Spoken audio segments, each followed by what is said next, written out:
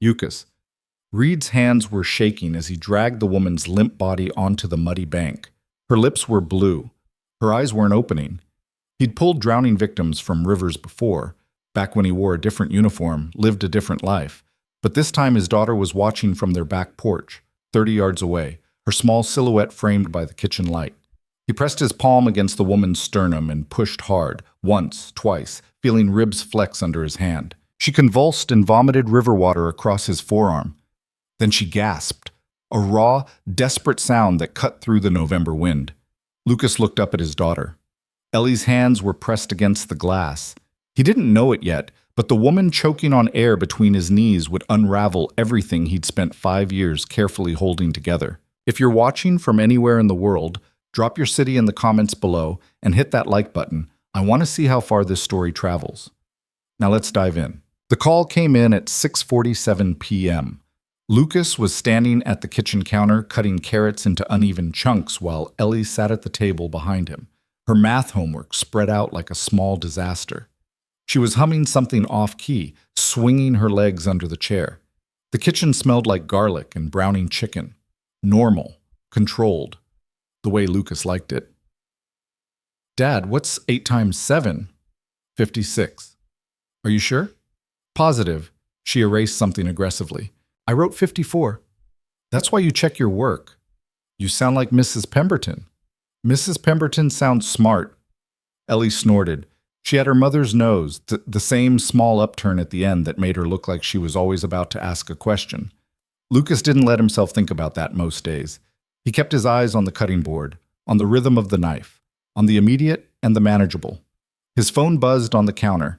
He glanced at the screen. Dispatch. Possible 10 to 16 domestic, 1847 Riverside Drive. Neighbor reports shouting, glass breaking. Units 3 and 7 en route. Advise. Lucas set the knife down. He wasn't on duty. Hadn't been for 3 years. But dispatch still copied him out of habit, or maybe respect, or maybe because Sarah Kemper in communications didn't know how to update the contact list. He deleted the message and went back to the carrots. "Dad?" "Yeah, Bug." "Can Ava come over this weekend?" Lucas paused mid-cut. "Who's Ava?" "My friend. From school." "Since when do you have a friend named Ava?" "Since like a month ago." Ellie said it like it was obvious, like he should have known. "She's new. She sits by herself at lunch." "And you just decided to adopt her?" She looked sad. Lucas turned around. Ellie was staring at her worksheet, chewing on the end of her pencil, her face serious in the way only an 8-year-old's could be when talking about someone else's loneliness. He felt something tighten in his chest. "Yeah," he said. "She can come over." Ellie grinned. "Cool. I already told her you'd say yes." "Of course you did." "She's nice, Dad. You'll like her." Lucas doubted that. He didn't dislike people, but he didn't particularly like them either. He preferred things simple, predictable. People complicated things. He turned back to the counter, but his phone buzzed again. Same dispatch alert, this time with an update. Unit 3 on scene. Situation escalated. Request additional backup. Lucas exhaled slowly. He picked up his phone and typed, "I'm off duty." 3 dots appeared immediately. Then, "We know. Just FYI. Brooks is handling it." Lucas set the phone down again, harder this time. Brooks was 24 and had been on the force for 9 months. He was eager and polite and had no idea what he was doing half the time.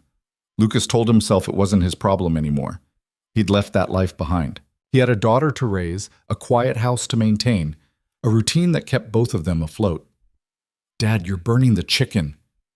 He swore under his breath and yanked the pan off the stove. Smoke curled up from the edges of the meat. Ellie was watching him with the kind of patient disappointment only a child could muster. "Pizza?" she offered. "Pizza," Lucas agreed. At 7:30, they ate on the couch. Ellie picked the pepperoni off her slice and ate them one by one while some animated movie played on the TV. Lucas wasn't watching. He was thinking about Brooks, about dispatch, about the way his instincts still kicked in, even when he didn't want them to. He'd spent 15 years as a deputy sheriff in a town where nothing much happened except for the occasional drunk driver and the annual 4th of July chaos. He'd liked it that way. Quiet. Manageable. Then Claire died and everything stopped making sense. Dad! He blinked. Ellie was staring at him. You're doing the thing again. What thing? The staring thing. Where you look at stuff, but you're not actually looking. Lucas rubbed his face. Sorry, Bug. It's okay. She leaned against his shoulder, her head barely reaching his ribs. I do it too sometimes. He didn't ask what she meant. He knew. At 8:15, he sent her upstairs to brush her teeth. At 8:30, he read her 2 chapters of some book about a girl who could talk to animals. At 8:45, he kissed her forehead and turned off the light. Love you, Bug. Love you too, Dad. He stood in the doorway for a moment, watching her burrow under the covers, her small shape barely visible in the dark. Then he closed the door and went downstairs. The house was too quiet. It was always too quiet. Lucas changed into running gear, old sweatpants, a fraying jacket, shoes that had seen better days. He didn't run for exercise. He ran because it was the only time his brain shut up. He stepped outside into the cold November air and started down the gravel path that led to the river. The town of Greywood sat in a shallow valley, bordered on 3 sides by dense woods, and on the 4th by the Crow River, which moved slow and dark most of the year. Lucas's house was set back from the main street, perched on a low hill that sloped down to the water. It wasn't much. 2 bedrooms, a kitchen that leaked when it rained, a back porch that creaked when you walked on it, but it was theirs. Claire had picked it out. She'd loved the view. Lucas ran the same route every night. Down the hill, along the riverbank, past the old boathouse, then back up through the trees. 3 miles, give or take. 30 minutes of nothing but his breath and his footsteps, and the sound of the river moving in the dark. Tonight the air was sharp and still, the kind of cold that got into your lungs and stayed there. Lucas's breath came out in short white clouds. His shoes crunched on the gravel. He reached the riverbank and turned east, following the worn trail that hugged the water's edge. The river looked black under the moonlight, smooth as glass except where it curved around the rocks. Lucas had grown up near water. He knew how deceptive it could be, how calm it looked on the surface, how violent it was underneath. He was maybe a mile in when he heard it.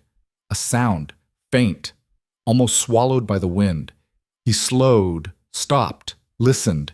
There it was again, a gasp, sharp and desperate. Lucas turned toward the water. At first he didn't see anything, just the dark stretch of the river, the pale line of the opposite bank. Then movement, something thrashing near the middle of the current. A person. He didn't think. He just moved. Lucas kicked off his shoes and hit the water running. The cold was immediate and brutal, like being punched in the chest. He couldn't breathe for the first few seconds, couldn't do anything except push forward, his legs churning against the current. The river was deeper than it looked, colder than it should have been this late in the season. The person was maybe 20 feet out. A woman. Her head kept dipping under, her arms flailing weakly. She wasn't screaming. She didn't have the air for it. Lucas swam hard, his arms burning, his lungs screaming. The current pulled at him, tried to drag him downstream. He fought it, reached her, grabbed her jacket. She was dead weight. He hooked his arm around her chest and kicked backward, pulling her toward the bank. She wasn't fighting him. That was bad. That meant she was close to gone. He tightened his grip and swam harder, his legs barely working anymore, the cold turning his muscles to stone. His foot hit the bottom, then his knee. He dragged her up onto the muddy bank and dropped to his knees beside her. She wasn't breathing. Lucas rolled her onto her side and hit her back hard. Nothing. He flipped her onto her back, tilted her head, checked her airway. Clear. He pressed both hands against her sternum and pushed, counting in his head, forcing his arms to move even though they felt like lead. 1, 2, 3. She convulsed, choked, vomited water. Lucas rolled her onto her side again, and she heaved, gasping, her whole body shaking. He didn't move, just knelt there in the mud, his hands on her shoulder, making sure she kept breathing. Her eyes opened, wide, panicked. "You're okay," Lucas said. His voice sounded strange, too calm. "You're out. You're safe." She stared at him like she didn't understand. Then she started crying. Not loud, just these small, broken sounds that came from somewhere deep. Lucas didn't know what to do. He wasn't good at this part. He never had been. "Can you stand?" he asked. She nodded, but when she tried, her legs gave out. Lucas caught her, pulled her arm over his shoulder, and half carried her up the bank toward his house. The back porch light was still on. Through the kitchen window, he could see Ellie's silhouette pressed against the glass, her small hands flat against the pane. He'd have to explain this later. Right now, he just needed to get the woman inside before she went into shock. Lucas kicked the back door open and guided the woman into the kitchen. She was shivering violently, her teeth chattering so hard he could hear them. He pulled out a chair and eased her into it, then grabbed a blanket from the couch and wrapped it around her shoulders. "Ellie, go back to bed." His daughter didn't move. She was standing at the bottom of the stairs in her pajamas, her eyes huge. "Dad, is she okay?" "She will be. Go upstairs." "But..." "Now, Ellie." Something in his voice made her listen. She hesitated, looking between Lucas and the woman, then turned and went back upstairs. Lucas heard her door close softly. He turned his attention back to the woman. She was hunched over, the blanket pulled tight around her, her hair plastered to her face in dark, wet streaks. She looked young, mid-20s maybe, thin, pale. Her lips were still tinged blue. "I'm calling an ambulance," Lucas said. "No." Her voice was hoarse, barely more than a whisper. "Please, don't. You almost drowned." "I know." She looked up at him, and for the first time he saw her face clearly. Sharp cheekbones, dark eyes, a bruise on her jaw, faint but there. "I'm fine." "You're not fine." "I will be." She pulled the blanket tighter. I need a minute." Lucas didn't move. He was still soaking wet, his clothes dripping onto the floor, his body starting to register the cold now that the adrenaline was fading. He should have been pissed. He should have been demanding answers, but all he felt was tired. "What were you doing in the river?" he asked. She didn't answer right away, just sat there, staring at the floor, her shoulders shaking. "I don't know," she said finally. "You don't know." "I don't." She looked up at him again, and there was something raw in her expression, something broken. "I don't know what I was doing." Lucas studied her, the bruise on her jaw, the way she held herself like she was trying to disappear. He'd seen that look before, too many times. "You got a name?" She hesitated. "Ava?" "Ava what?" "Just Ava." Lucas nodded slowly. He didn't push. He'd learned a long time ago that people told you what they wanted you to know, and nothing more. "All right, just Ava. You got somewhere to go?" She shook her head. "Family? Friends?" Another shake. Lucas exhaled. This was a bad idea. He knew it was a bad idea, but he also knew he couldn't send her back out into the cold. Not like this. "You can stay here tonight," he said. "Couch is yours. There's a bathroom down the hall. I'll get you some dry clothes." She stared at him like she didn't believe what she was hearing. "Why would you do that?" "Because you almost died in my river," Lucas said. "And because I don't feel like explaining to my daughter why I let you freeze to death on my porch." Ava's mouth twitched, almost a smile. "Your daughter?" "Yeah." "She's still awake, isn't she?" "Probably." This time Ava did smile, just a little. "She looks scared." "She'll be fine." Lucas turned toward the stairs. "Stay here. I'll be right back." He went upstairs and knocked on Ellie's door. She opened it immediately, like she'd been waiting. "Is she okay?" Ellie whispered. "She will be." "What happened?" "She fell in the river. I pulled her out." Ellie's eyes went even wider. "You saved her?" "I guess." "That's so cool." Lucas sighed. "Go to bed, Bug." "Is she staying here?" "Just for tonight." "Good." Ellie nodded seriously. She shouldn't be alone. Lucas didn't know what to say to that, so he just kissed her forehead and closed the door. He grabbed a pair of Claire's old sweatpants and a t-shirt from the closet, stuff he'd never been able to throw away, and brought them downstairs. Ava was still sitting at the table, the blanket wrapped around her, staring at nothing. "Here," Lucas said, handing her the clothes. "Bathroom's down the hall. Towels are under the sink." She took them without a word and disappeared into the bathroom. Lucas stood in the kitchen, dripping water onto the floor, listening to the sound of the shower running. He should have been doing something, cleaning up, changing his own clothes. Instead, he just stood there, staring at the puddle spreading around his feet. When Ava came back out, she looked different, smaller somehow. The sweatpants were too big on her, the t-shirt hanging loose. Her hair was still damp, pulled back from her face. The bruise on her jaw stood out more now. "Thank you," she said quietly. Lucas nodded. "Couch is through there. I'll get you a pillow." "I don't need—" "Just take the pillow, Ava." She didn't argue. Lucas set her up on the couch, then went upstairs and changed into dry clothes. When he came back down, she was already lying down, curled up under the blanket, her eyes closed. He wasn't sure if she was actually asleep or just pretending. He turned off the lights and went back to his room. He didn't sleep. He lay in bed, staring at the ceiling, listening to the house settle around him. Somewhere below, Ava shifted on the couch. The wind rattled the windows. The river kept moving. Lucas closed his eyes and tried not to think about how easily things could fall apart. Morning came too early. Lucas woke to the sound of Ellie's footsteps thundering down the stairs, followed by her voice, bright and loud. "Dad, the lady's still here!" He groaned and dragged himself out of bed.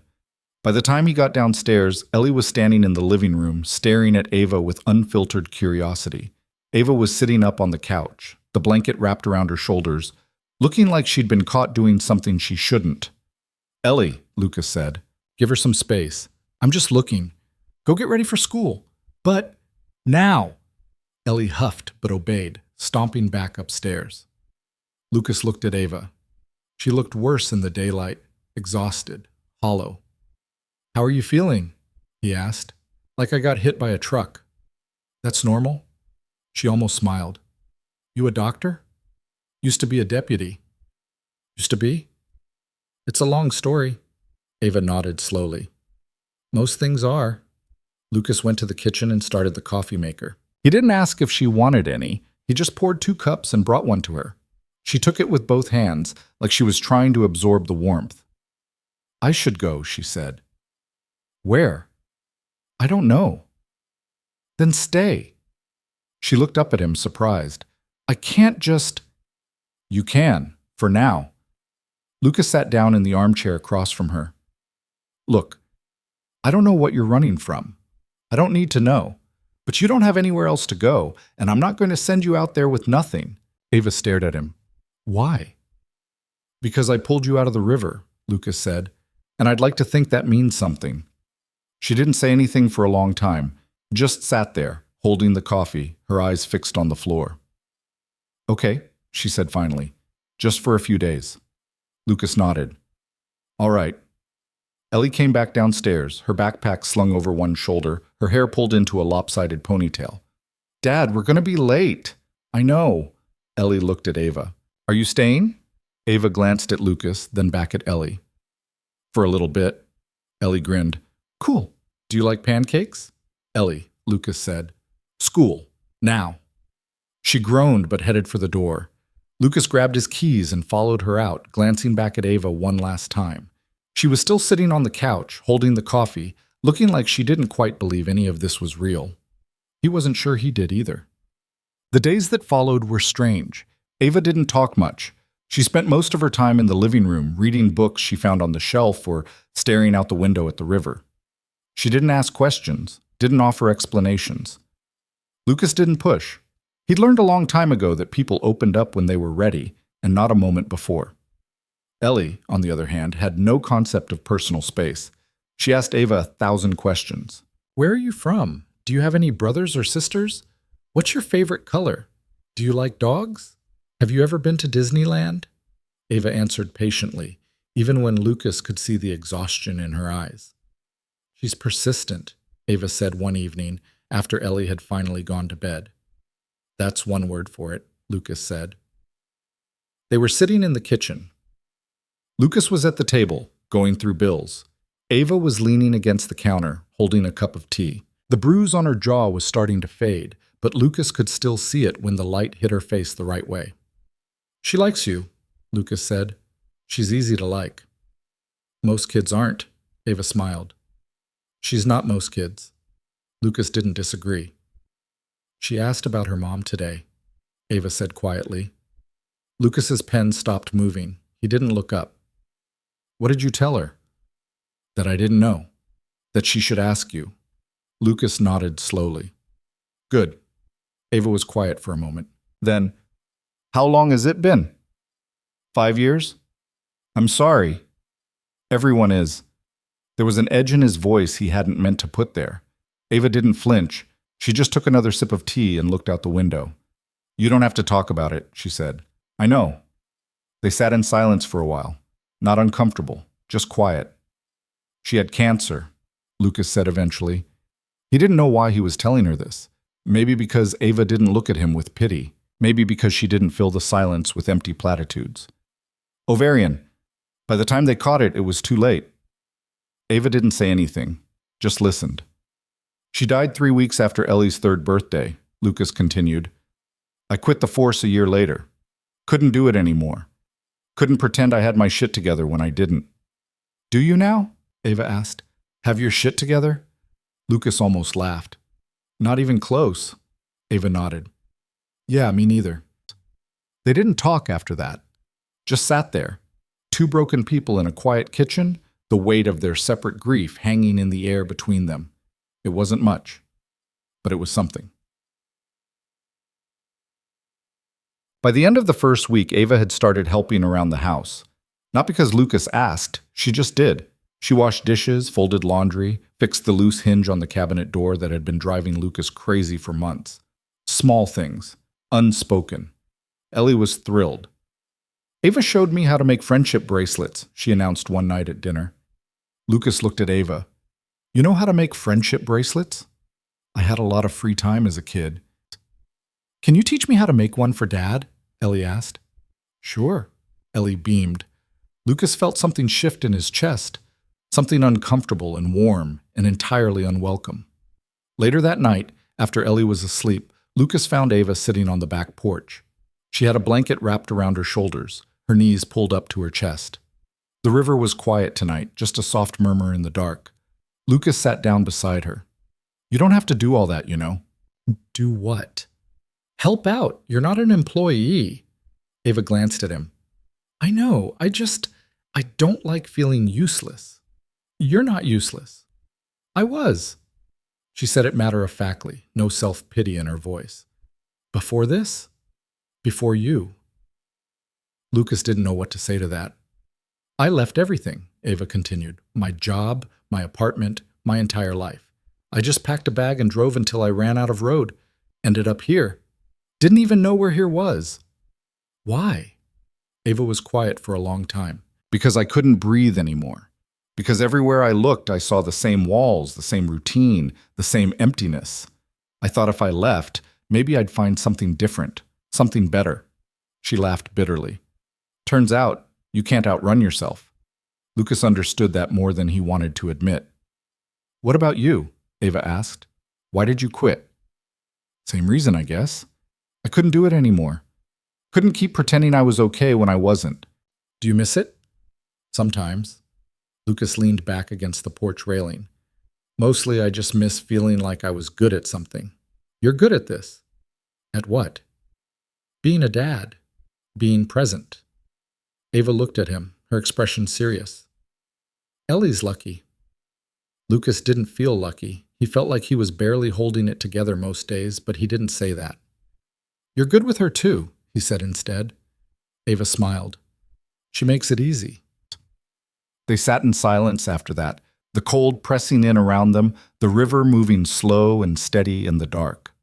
Lucas didn't know how long they stayed there, long enough for the stars to come out, long enough for the wind to die down, long enough for him to realize that the quiet didn't feel quite so heavy anymore. On the 10th day, Ava started crying in the middle of making breakfast. Lucas heard it from the hallway, small, choked sounds that she was trying to muffle. He found her standing at the stove, her hands gripping the counter, her shoulders shaking. Hey, he said quietly.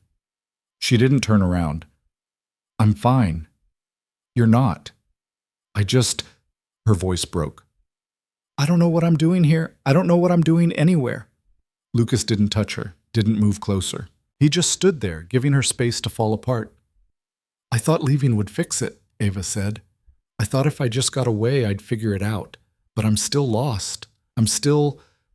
She stopped, her breath hitching. I'm still so fucking tired, Lucas. He understood that. The kind of tired that sleep didn't fix. The kind that lived in your bones. You don't have to have it figured out, he said. Everyone else does. No, they don't. They're just better at pretending. Ava finally turned to look at him. Her eyes were red, her face blotchy. She looked young and broken and impossibly brave. How do you do it? She asked. How do you keep going when everything feels pointless? Lucas thought about that for a moment. I don't know. I just do. One day at a time, sometimes 1 hour at a time. That's it? That's it. Ava wiped her eyes. That's a terrible answer. Yeah, Lucas said. It is. But it was the only one he had. They stood there for a moment, the smell of burning eggs filling the kitchen. Then Ava laughed, a small broken sound, and turned off the stove. I ruined breakfast, she said. We'll get takeout. Ellie's going to be disappointed. She'll survive. Ava smiled, just a little. It was enough. That night, after Ellie was asleep, Lucas and Ava ended up on the back porch again. It was becoming a habit, a quiet ritual neither of them acknowledged, but both of them needed. I should leave soon, Ava said. Lucas didn't respond right away. He'd known this was coming. Ava wasn't the kind of person who stayed in one place for long. She was restless, always looking for the next thing, the next place, the next version of herself. Where will you go? He asked. I don't know. Somewhere. That's not a plan. I don't have a plan. Lucas looked at her. Then stay. Ava shook her head. I can't. Why not? Because I'm not your responsibility, Lucas. I'm not Ellie. You don't owe me anything. I know that. Then why do you want me to stay? Lucas didn't have a good answer for that. Or maybe he did, and he just didn't want to say it out loud. Because I think you're good for her, he said finally, and maybe she's good for you. Ava looked away. That's not enough. It's something. They didn't talk after that, just sat there, the space between them heavy with things neither of them could say. Later, when Lucas went to bed, he lay awake for a long time, staring at the ceiling. He thought about Claire, about the way she used to fill the silence with laughter and light, about how the house had felt empty ever since she left. Ava was different. She didn't try to fill the silence. She just existed in it, quiet and steady, and somehow present in a way that made the emptiness feel less suffocating. Lucas didn't know what that meant. He wasn't sure he wanted to. The next morning brought freezing rain that turned the gravel driveway into a sheet of ice. Lucas stood at the kitchen window, watching it come down in gray sheets, his coffee going cold in his hand. Ellie was still asleep. Ava was on the couch, curled up under the blanket, her breathing slow and even. He'd been up since 5, unable to sleep, replaying their conversation from the night before. She was going to leave. He knew that. He'd known it from the beginning. People like Ava didn't stay in places like Graywood. They passed through, left marks, and moved on. The smart thing would be to let her go without making it complicated. Lucas had never been particularly smart about these things. He heard movement behind him and turned to find Ava standing in the doorway, her hair tangled, Claire's old t-shirt hanging loose on her frame. She looked half awake, her eyes still heavy with sleep. Morning, she said, her voice rough. Morning. She came over to the counter and poured herself coffee. They stood there in silence, listening to the rain hammer against the roof. It was the kind of silence Lucas had gotten used to over the years. Not uncomfortable, just present. School's probably canceled, Ava said, looking out at the ice. Yeah. Ellie's going to be thrilled. Lucas almost smiled. She'll want to go outside and slide around on it. Will you let her? Not a chance. Ava took a sip of coffee, her eyes still on the window. You're a good dad, you know that? Lucas didn't respond. He didn't know how to take compliments like that. They always felt unearned. I mean it, Ava continued. You don't give yourself enough credit.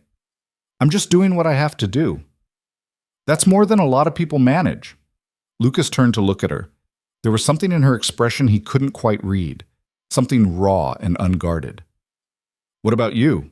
He asked. What are you doing? Ava's smile faded.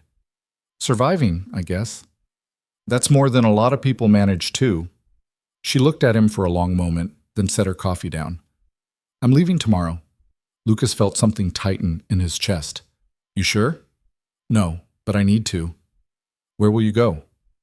There's a shelter 2 towns over. I called them yesterday. They have a bed available. Lucas wanted to argue, wanted to tell her she didn't have to do that she could stay as long as she needed. But he knew it wouldn't matter. Ava had already made up her mind.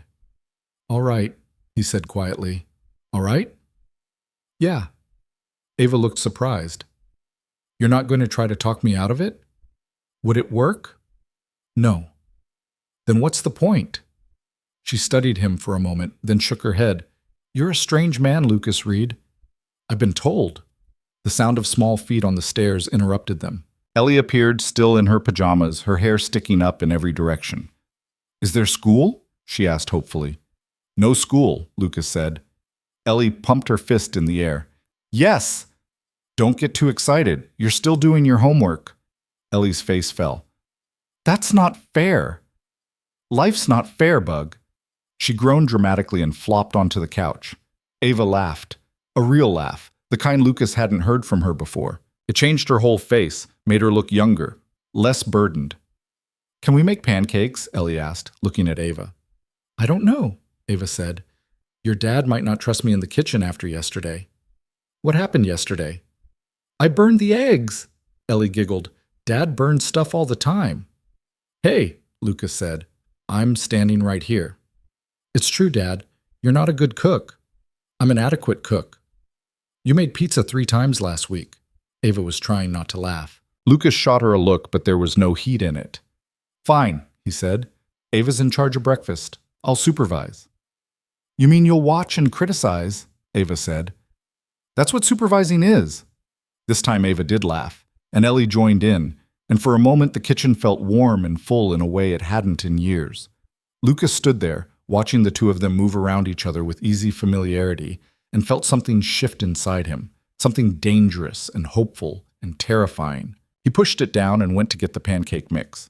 They spent the morning in the kitchen, flour everywhere, Ellie standing on a chair to help stir the batter. Ava was patient with her, letting her crack the eggs, even though half the shell ended up in the bowl.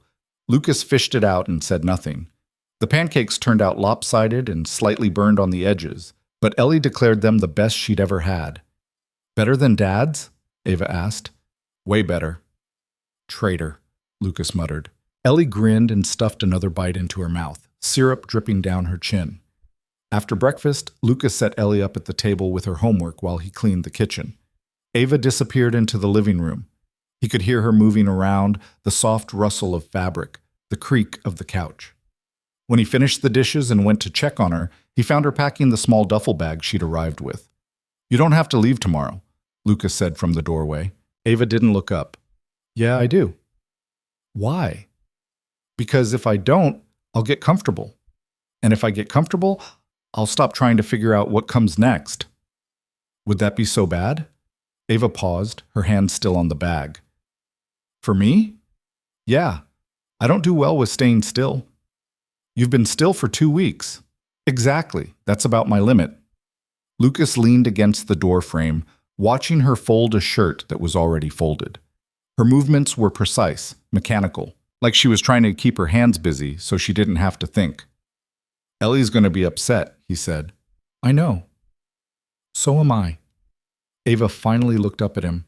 Her eyes were bright, glassy. Don't. Don't what? Don't make this harder than it already is. Lucas didn't know what to say to that, so he just nodded and left her alone. The rest of the day passed in a strange haze. Ellie finished her homework and built a fort out of couch cushions. Ava helped her, their laughter echoing through the house. Lucas stayed in the kitchen, pretending to work on bills, but mostly just staring at the same page for an hour. He knew he should be okay with this. Ava wasn't his responsibility. She'd said it herself, but somewhere over the past 2 weeks, she'd stopped feeling like a stranger. She'd become part of the rhythm of the house, part of the quiet routine he and Ellie had built. And now she was leaving, and the house was going to feel empty again. Lucas hated how much that bothered him. That evening, after dinner, Ellie asked if Ava wanted to watch a movie. They all ended up on the couch, Ellie in the middle, a blanket pulled over their laps. The movie was something animated and loud, but Lucas wasn't paying attention. He kept glancing at Ava out of the corner of his eye. She was watching the screen, her expression unreadable, her hand resting on Ellie's shoulder. Halfway through the movie, Ellie fell asleep, her head lolling against Ava's arm. Ava didn't move, just sat there, letting Ellie use her as a pillow. "I can take her upstairs," Lucas said quietly. "It's okay. I don't mind." They sat in silence for a while, the TV flickering in the dim light. Then Ava spoke, her voice barely above a whisper. "I haven't felt this normal in a long time." Lucas looked at her. "Normal?" "Yeah, like I'm part of something, like I'm not just drifting." "You're not drifting." "I am, though. That's what I do. I drift from place to place, person to person. I don't know how to do anything else." "You could learn." Ava smiled, but it didn't reach her eyes. "Maybe." Lucas wanted to say more, wanted to tell her she didn't have to leave, that she could stay as long as she wanted, that the house felt less heavy with her in it. But he didn't, because he knew it wouldn't matter. Ava had already decided. When the movie ended, Lucas carried Ellie upstairs and tucked her into bed. She mumbled something incoherent and rolled over, already half asleep. He stood there for a moment, watching her breathe, then went back downstairs. Ava was on the back porch, wrapped in a blanket, staring out at the river. The rain had stopped, but the air was still cold, sharp enough to sting. Lucas grabbed his jacket and joined her. "You're going to freeze out here," he said. "I know." They stood in silence, their breath misting in the air. The river was dark and quiet, the ice along the banks gleaming in the moonlight. "I was engaged once," Ava said suddenly. Lucas turned to look at her. She was still staring at the river, her expression distant. "His name was Daniel. We were together for 3 years. He proposed on a beach in California, and I said yes because I thought that's what I was supposed to do. Thought it would make me feel less lost." She paused, her jaw tightening. "It didn't." "What happened?" "I left 2 months before the wedding, packed my stuff while he was at work and just left. Didn't even leave a note." Lucas didn't say anything, just waited. "I know that makes me sound like a terrible person," Ava continued. "And maybe I am, but I couldn't do it. Couldn't stand at an altar and promise forever when I didn't even know who I was." "You're not terrible," Lucas said. "You don't know that." "Yeah, I do." Ava finally looked at him. "How?" "Because terrible people don't care about hurting others. You care. That's why you left. That's why you're leaving now." Ava's eyes filled with tears. She blinked them away, angry. "I hate that you're right. I'm rarely right about anything. You're right about this." They stood there for a long time, the cold pressing in around them. Lucas wanted to reach out, to put his hand on her shoulder, to do something to bridge the space between them. But he didn't. He just stood there, close enough to feel her warmth, far enough to respect her distance. "I need to tell you something," Ava said quietly. "Okay. The night you found me in the river, I didn't fall." Lucas's stomach dropped. "What?" "I jumped." The words hung in the air, heavy and terrible. Lucas felt like he'd been punched in the chest. "I didn't plan it," Ava continued, her voice shaking. "I was just walking along the bank, and I kept thinking about how tired I was, how much easier it would be to just stop. So I did. I jumped." She laughed bitterly. "Turns out survival instinct's a bitch. The second I hit the water, I panicked, started fighting, and then you were there." Lucas didn't know what to say. His mind was racing, trying to process what she'd just told him. "I'm not going to do it again," Ava said quickly. "If that's what you're worried about." I don't want to die. I just didn't want to keep living the way I was." "Ava, I'm telling you because you deserve to know. Because you saved my life, and I don't want you to think it was some accident. It wasn't. You pulled me out of the water, and you gave me a place to stay, and you and Ellie made me feel like maybe I could figure out how to be a person again. That matters. You matter." Lucas felt his throat tighten. He didn't trust himself to speak. "So thank you," Ava said, "for everything." She turned to go back inside, but Lucas caught her arm. "Wait." She stopped, looking up at him. "You don't have to leave," he said. "Not tomorrow. Not until you're ready." "Lucas, I know what you're going to say. That you don't want to be a burden, that you need to figure things out on your own. And maybe that's true, but you're not a burden. You're—" He stopped, searching for the right words. "You're part of this now, part of us. And I don't want you to go." Ava stared at him, her eyes wide and wet. You don't know what you're asking. Yeah, I do. I'll just screw it up. I always do. Maybe. Or maybe you won't. Ava shook her head, but she didn't pull away. Why do you care so much? Lucas didn't have a good answer for that. Or maybe he did, and he just wasn't ready to say it out loud. Because I know what it's like to feel like you're drowning, he said finally, and I know how hard it is to let someone pull you out. But you did. You let me help you, so let me keep helping. Ava's face crumpled. She covered her mouth with her hand, trying to hold it together, but the tears came anyway. Lucas didn't think. He just pulled her into his arms, and she collapsed against him, her whole body shaking with sobs. He held her there on the porch, the cold biting at his skin, the river moving slow and steady in the dark. She cried for a long time, deep, wrenching sobs that sounded like they'd been locked up for years. Lucas didn't say anything, just held her, one hand on her back, the other cradling her head. When she finally pulled away, her face was blotchy and red, her eyes swollen. She looked embarrassed. Sorry, she said, wiping her face with her sleeve. Don't be. I got your jacket wet. I don't care. Ava laughed, a small, broken sound. You're really annoying. You know that? I've been told. She looked up at him, her expression softening. I'll stay. For a little longer. Lucas nodded. Okay. But I'm not making any promises. I'm not asking you to. Ava smiled. Just a little. It was enough. They went back inside, the warmth of the house wrapping around them. Ava went to the bathroom to wash her face, and Lucas stood in the kitchen, his heart still racing, his mind trying to catch up with what had just happened. He'd meant what he said. He wanted her to stay. Not because he felt sorry for her, not because he thought he could fix her, but because somewhere along the way, she'd stopped being a stranger. She'd become someone he wanted around. That scared the hell out of him. The next morning, Ava's duffel bag stayed on the floor, unpacked. She didn't mention leaving. Neither did Lucas. They just went about their day like nothing had changed, even though everything had. Ellie noticed, of course. She was too smart not to. Is Ava staying forever? She asked at breakfast. Not forever, Lucas said, but for a while. Good. I like having her here. Lucas glanced at Ava. She was smiling, but there was something fragile in her expression, like she was afraid to believe it. That afternoon, while Ellie was at school, Ava helped Lucas fix the porch railing. It had been loose for months, wobbling every time someone leaned on it.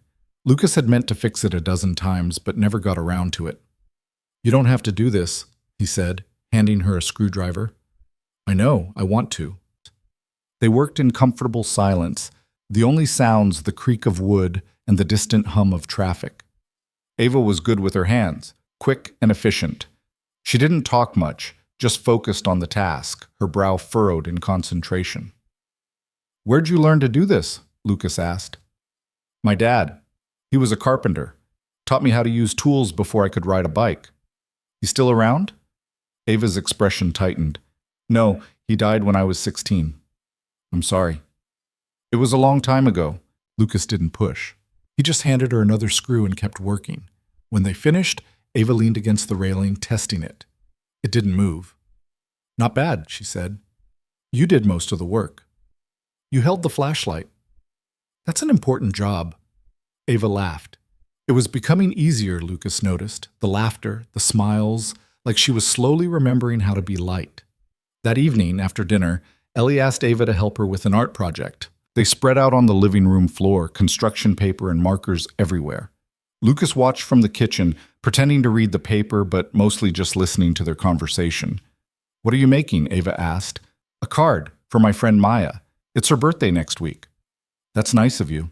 She's really nice. She let me borrow her favorite pencil when I lost mine. Ava smiled. Sounds like a good friend. She is. Do you have a best friend, Ava? Ava paused, a marker hovering over the paper. Not really, not anymore. Why not? I don't know. I guess I'm not very good at keeping people around.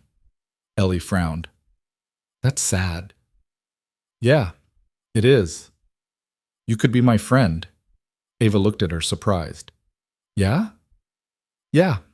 I think you're nice, and you're good at making pancakes. Mostly. Ava laughed.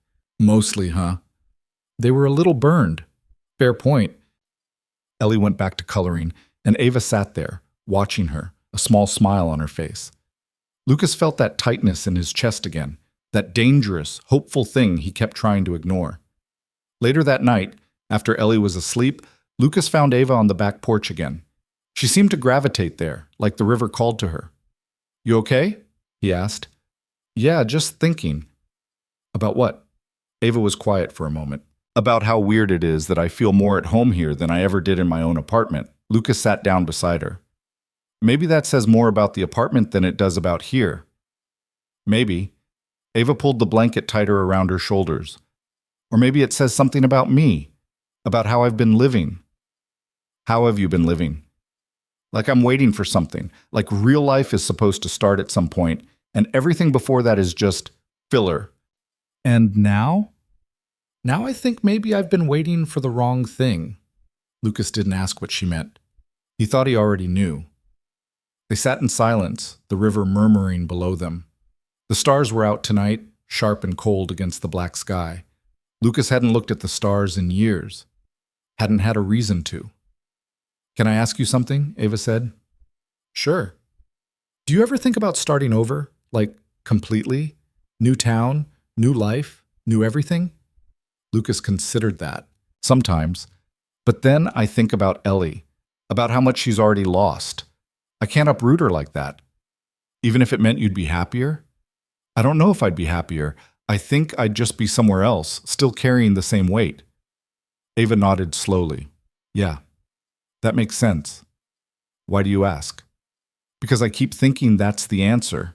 That if I just go somewhere new, be someone new, everything will click into place. But it never does. I just end up in a different place, still feeling the same way." "So what's the answer?" Ava laughed softly. "I have no idea." "Me neither." They sat there for a long time, two people who didn't have answers, trying to figure out how to keep going anyway. It wasn't much, but it was something. 3 weeks passed like water moving downstream, steady, inevitable, impossible to hold back. Ava stopped mentioning leaving. Lucas stopped waiting for her to. They fell into a rhythm that felt almost normal, almost comfortable, almost like the kind of life people built on purpose instead of by accident. Almost. The cracks started showing on a Tuesday. Lucas was in the garage trying to fix the lawnmower that had been dead since August, when he heard raised voices from inside the house. He dropped the wrench and went in through the side door, wiping grease on his jeans. Ellie was standing in the living room, her arms crossed, her face red. Ava was on the couch, looking cornered. "What's going on?" Lucas asked. "She won't tell me," Ellie said, her voice tight with anger. "Tell you what?" "Where she's from. What she did before she came here. Anything." Lucas looked at Ava. She was staring at the floor, her jaw set. "Ellie," Lucas said carefully, It's not fair, Dad. I told her everything.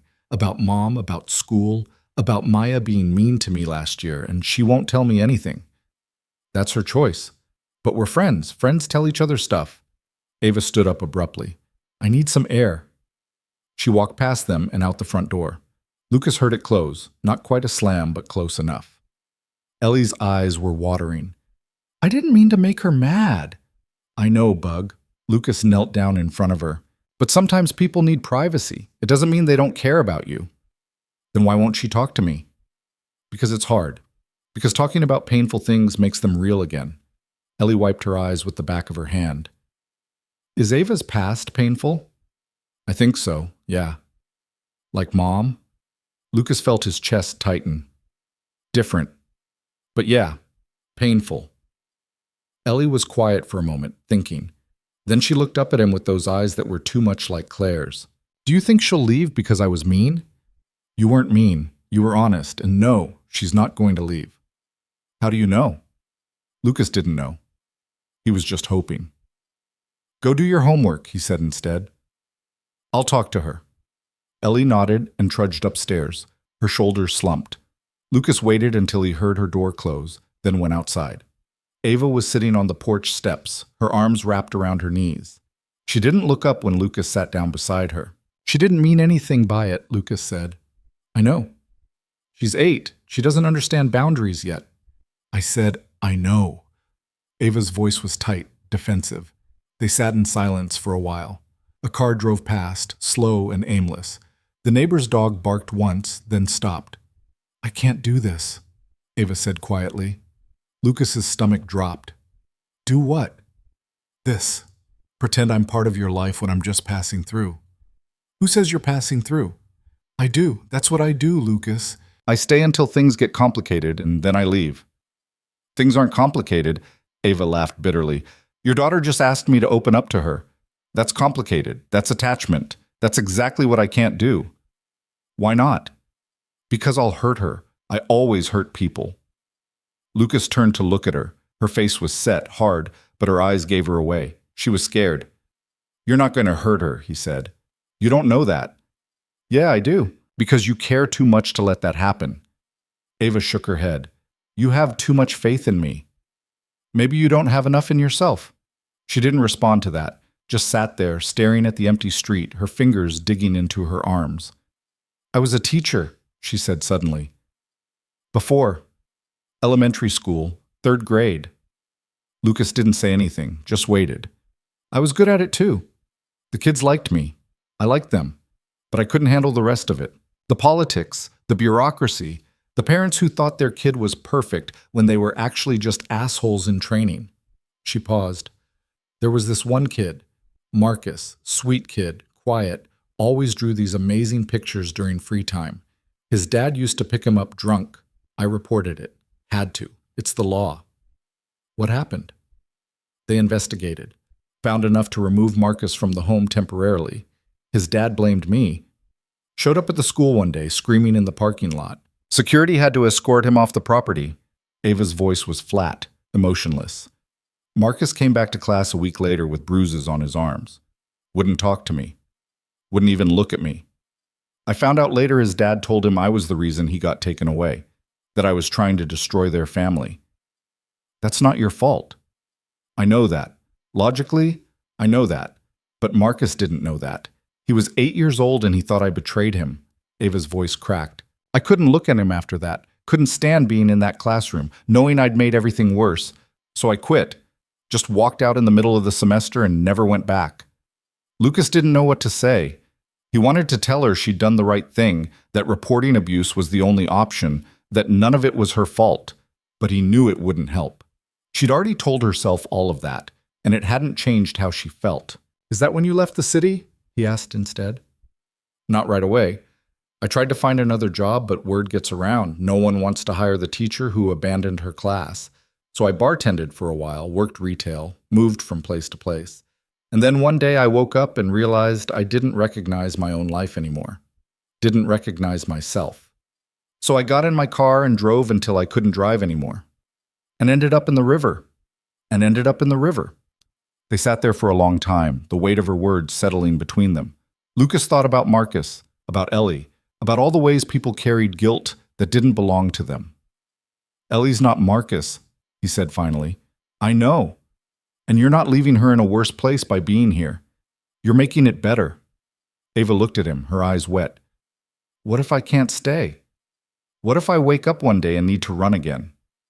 "Then you run, but don't leave before you have to. Don't leave because you're scared of what might happen." Ava wiped her eyes. "When did you get so wise?" "I'm not wise. I'm just tired of watching people leave before they have to." He hadn't meant to say that last part out loud. It hung there between them, raw and honest and impossible to take back. Ava reached over and took his hand. Her fingers were cold, but her grip was steady. "I'm sorry," she said. "For what?" "For making this harder than it needs to be." "You're not making anything hard. You're just being honest." They sat there, hands linked, watching the sun dip below the horizon. Lucas didn't know what came next. Didn't know if Ava would stay or leave, if this fragile thing they'd built would hold or shatter. But for now, in this moment, it was enough. That night, Ava apologized to Ellie. They sat on Ellie's bed, Ava perched on the edge, Ellie cross-legged against the pillows. "I'm sorry I snapped at you earlier," Ava said. "It's okay." "It's not, really. You were just trying to be a good friend, and I shut you down." Ellie picked at the edge of her blanket. "Dad says you have painful stuff in your past." "I do." "Like Mom dying?" Ava hesitated. Different, but yeah, painful. Do you want to talk about it? Not really, but I will, someday, when I'm ready. Ellie thought about that for a moment. Okay, that's fair. You're pretty understanding for an 8-year-old. Dad says I'm wise beyond my years. Ava smiled. Your dad's right. He usually is. Don't tell him I said that. Your secret's safe with me. Ellie grinned, then threw her arms around Ava's neck. Ava stiffened for just a second, then relaxed, wrapping her arms around the small body pressed against her.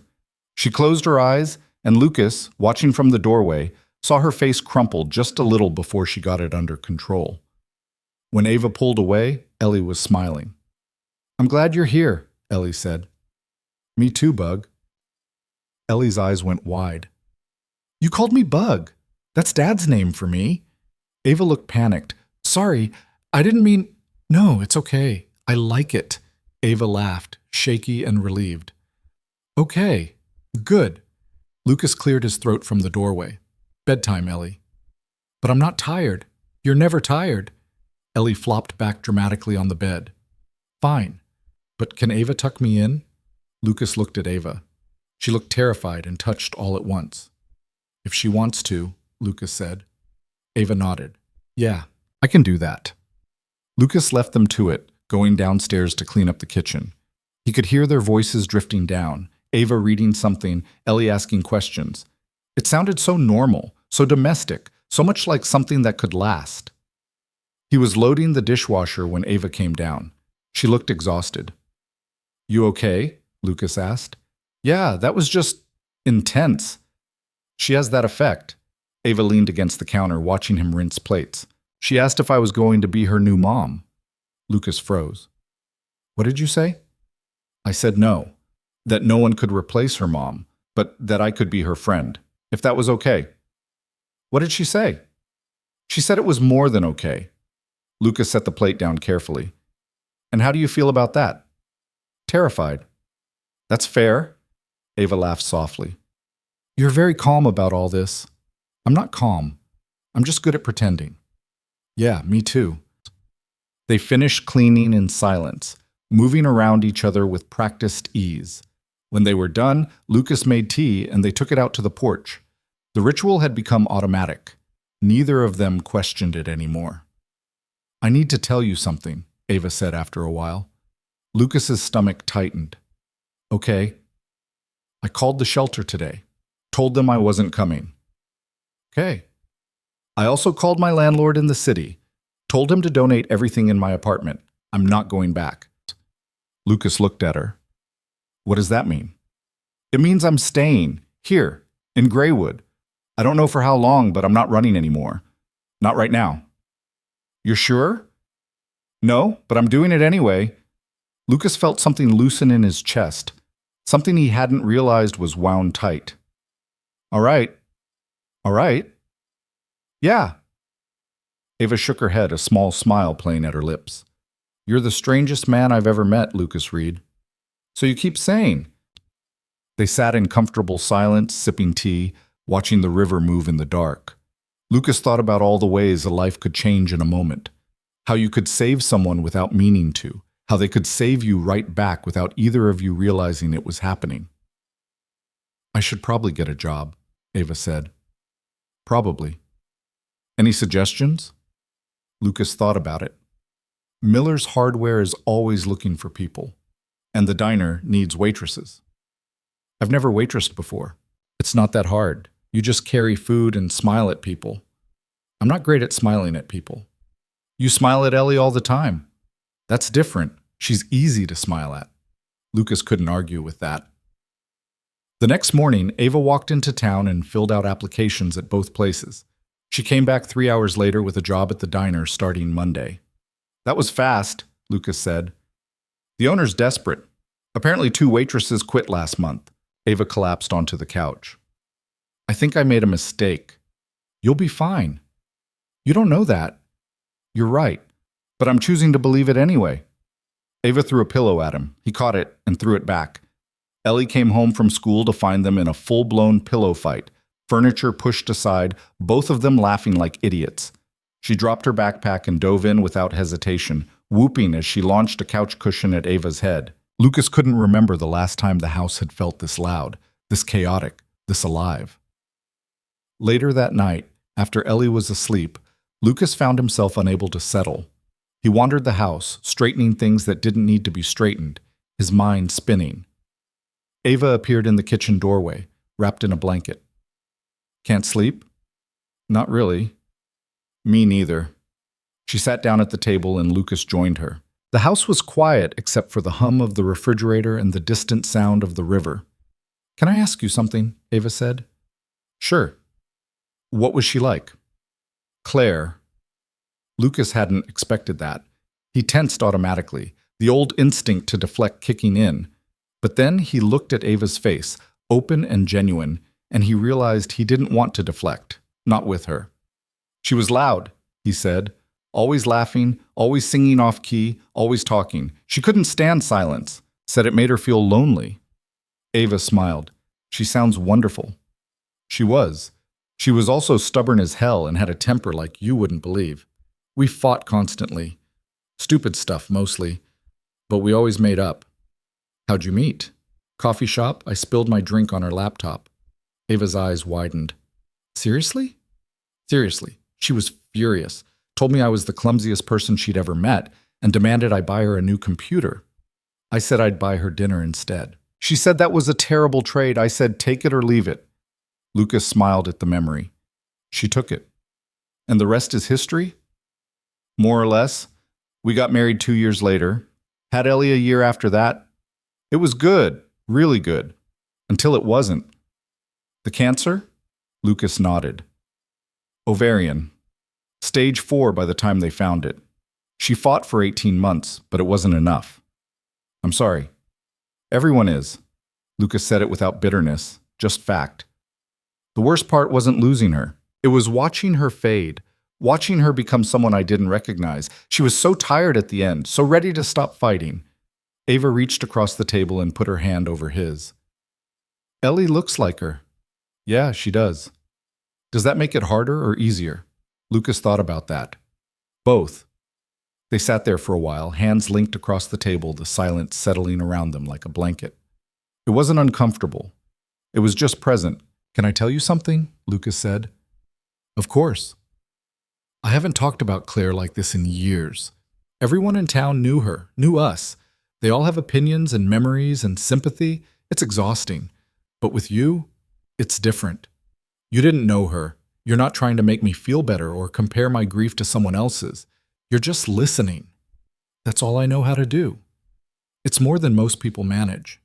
Ava squeezed his hand. Thank you for telling me about her. Thank you for asking. They stayed at the table until the sky started to lighten, talking about nothing and everything.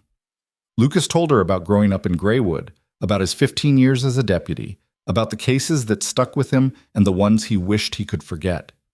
Ava told him about her childhood, about her dad teaching her carpentry, about the mother who left when she was 10 and never came back. By the time the sun came up, Lucas felt like he knew her, really knew her. Not just the surface stuff, but the jagged edges and broken pieces underneath. And the terrifying part was, he didn't want to stop knowing her. Ava started at the diner on Monday. She came home exhausted, her feet aching, smelling like grease and coffee. How was it? Lucas asked. Awful. The cook's an asshole, the customers are demanding, and I dropped a tray of dishes in the middle of the lunch rush. So you're going back tomorrow? Obviously, Ellie giggled from the couch. You're funny, Ava. I'm glad someone thinks so. She lasted a week before the head waitress, a woman named Donna who'd worked at the diner for 30 years, took her aside and told her she was doing fine. Better than fine, actually. Customers were asking for her by name. Why? Ava asked, genuinely confused. Because you talk to them like they're human, Donna said, not like walking wallets. People appreciate that. Ava came home that night with a genuine smile, the first Lucas had seen that wasn't prompted by Ellie. Good day? He asked. Yeah. Actually, yeah. She was getting tips now, enough to contribute to groceries and utilities. Lucas told her she didn't have to. She told him to shut up and take the money. They compromised by putting it in a jar labeled house fund, that neither of them touched. Life settled into a rhythm. Ava worked mornings and early afternoons. Lucas picked Ellie up from school. They ate dinner together, did homework, watched movies. On weekends, they went to the park or walked along the river. It was normal, almost boring. Lucas had never been so grateful for boring in his life. But underneath the normal, something was building. A tension neither of them acknowledged, but both of them felt. It was in the way Lucas's hand would brush Ava's when they were cooking. The way Ava's eyes would linger on him when she thought he wasn't looking. The way they'd sit on the porch at night, inches apart, the space between them charged with something neither of them knew how to name. One Saturday evening, 3 months after Ava had pulled herself out of the river, everything shifted. They'd spent the day cleaning out the garage, a project Lucas had been avoiding for years. Ellie was at a sleepover at Maya's house, leaving Lucas and Ava alone for the first time in weeks. They worked through the afternoon, sorting through boxes of Claire's things that Lucas had never been able to touch. Ava didn't ask questions, just helped him decide what to keep and what to let go. By evening, they were both filthy, covered in dust and cobwebs. Lucas ordered pizza and they ate it on the porch, too tired to bother with plates. "Thank you for today," Lucas said. "For what?" "For helping, for not making it weird." Ava shrugged. "It needed to be done. I should have done it years ago." "You did it when you were ready. That's what matters." Lucas looked at her, really looked. Her hair was pulled back in a messy ponytail, dirt smudged across her cheek. She looked tired and real, and somehow more beautiful than anyone had a right to be. "What?" Ava said, noticing his stare. "Nothing." "That's not a nothing look." Lucas set his pizza down. His heart was hammering, his palms sweating. He knew what he was about to do was stupid, knew it could ruin everything, but he couldn't stop himself. "I need to tell you something," he said. Ava's expression shifted, wary. "Okay. I don't know how to say this without sounding like an idiot, so I'm just going to say it." Lucas took a breath. "I think I'm falling for you." Ava went very still. "Lucas, I know. I know this is complicated and messy and probably a terrible idea, but I can't keep pretending I don't feel it. You're not just Ellie's friend or someone staying in my house. You're—" He stopped, searching for the right words. "You're important to me, and I need you to know that." Ava stared at him, her eyes wide, her face unreadable. Then she stood up. "I can't do this," she said, her voice shaking. "Ava, no, I can't." She backed toward the door. "I'm sorry, I can't." She went inside and Lucas heard her footsteps on the stairs, then the sound of her door closing. He sat there on the porch, the pizza going cold beside him, and wondered if he'd just destroyed the best thing that had happened to him in 5 years. Lucas didn't sleep that night. He lay in bed staring at the ceiling, replaying the moment over and over, wondering what the hell he'd been thinking. He hadn't been thinking. That was the problem. He'd just felt something honest and terrifying and spoken it out loud like an idiot. Around 3 in the morning, he heard Ava's door open. Footsteps in the hallway. Then the sound of the front door closing softly. He got up and looked out the window. She was sitting on the porch steps in her pajamas and Claire's old jacket, her arms wrapped around her knees. Lucas grabbed a blanket and went downstairs. She didn't turn around when he stepped outside. "You should be asleep," she said. "So should you." Lucas draped the blanket over her shoulders and sat down beside her. The November air was brutal, cold enough to hurt. Their breath came out in white clouds. "I'm sorry," Ava said quietly. "For running. Again." "You don't have to apologize." "Yeah, I do. You were honest with me, and I panicked." Lucas didn't say anything, just waited. Ava pulled the blanket tighter. "I meant what I said earlier. I can't do this. I know." "No, you don't." She finally looked at him, and her eyes were red. "It's not because I don't feel it. That's the problem. I do feel it, and it scares the hell out of me." Lucas's chest tightened. "Why?" "Because everyone I care about either leaves or I ruin it. My mom left. My dad died. I destroyed my engagement. I walked away from my job, my students, everything. I don't know how to stay, Lucas. I don't know how to not screw this up. So don't think about it. Just be here, right now." "It's not that simple." "Why not?" Ava laughed bitterly. "Because you have a daughter. Because she's already attached to me. Because if I stay and this falls apart, it's not just you I hurt. It's her. And I can't do that to her. You won't. You don't know that. Neither do you. Ava shook her head. I should leave. I should pack my stuff and go before this gets worse. Lucas felt something cold settle in his stomach. Is that what you want? No, but maybe it's what I need to do. Those aren't the same thing. I know. They sat in silence, the river moving in the dark below them. Lucas wanted to argue, to convince her she was wrong, that she wouldn't hurt Ellie, that they could make this work, but he knew it wouldn't matter. Ava had already decided she was dangerous, already convinced herself she was poison. When? He asked finally. What? When are you leaving? Ava's face crumpled. I don't know. Soon. Maybe after Thanksgiving. That's 2 weeks away. I know. Lucas nodded slowly. His throat felt tight. All right. All right? What else do you want me to say? That I'll lock the doors and force you to stay? That's not who I am. I know. That's one of the things She stopped, pressing her lips together. That's why this is so hard. Lucas stood up. He couldn't sit there anymore. Couldn't keep having this conversation that went in circles and ended nowhere. You should get some sleep, he said. Lucas, I'm not mad, Ava. I'm just tired. He went inside and closed the door, leaving her on the porch with the blanket wrapped around her shoulders. He didn't look back. Couldn't. The next 2 weeks were agony. They moved around each other carefully, like strangers pretending to be familiar. Ava still worked at the diner, still helped with dinner, still read to Ellie at night. But the easy warmth was gone. Everything felt strained and brittle, like they were both waiting for something to break. Ellie noticed. Of course she noticed. Why is Ava sad? She asked one evening while Lucas was tucking her in. She's just tired, Bug. No, she's not. She's sad. I can tell. Lucas sighed. Sometimes adults have complicated feelings? Is she leaving? The question hit him like a punch. What makes you think that? Because you both look like Mom did before she went to the hospital that last time. Like you're already saying goodbye. Lucas felt his throat close up. He sat down on the edge of Ellie's bed, not trusting himself to speak. Ellie crawled into his lap, something she hadn't done in months. I don't want her to go. I know. But can't you make her stay? That's not how it works, Bug. People have to want to stay. But she does want to. I know she does. Lucas held his daughter close, breathing in the smell of her shampoo, feeling her small heart beating against his chest. Sometimes wanting something isn't enough. That's stupid. Yeah, it is. Thanksgiving came too fast.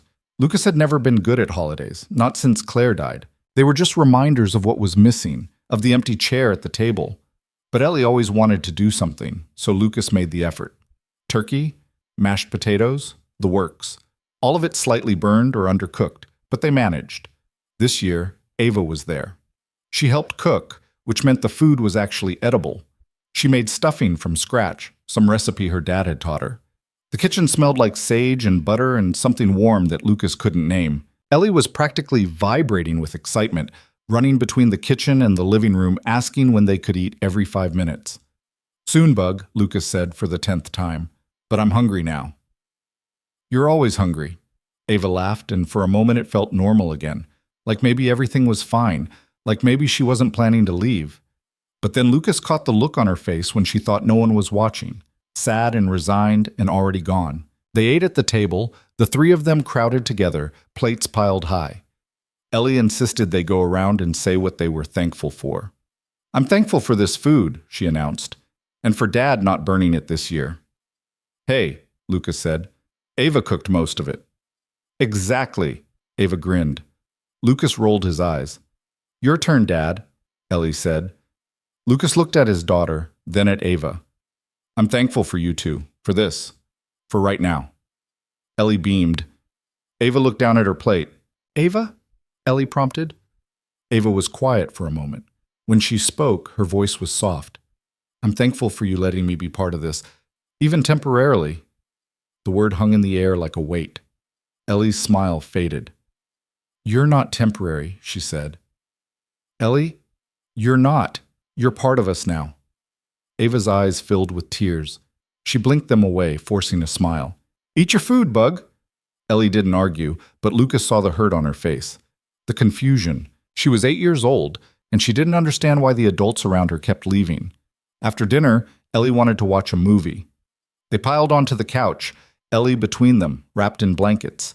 Some animated thing about a girl and a dragon.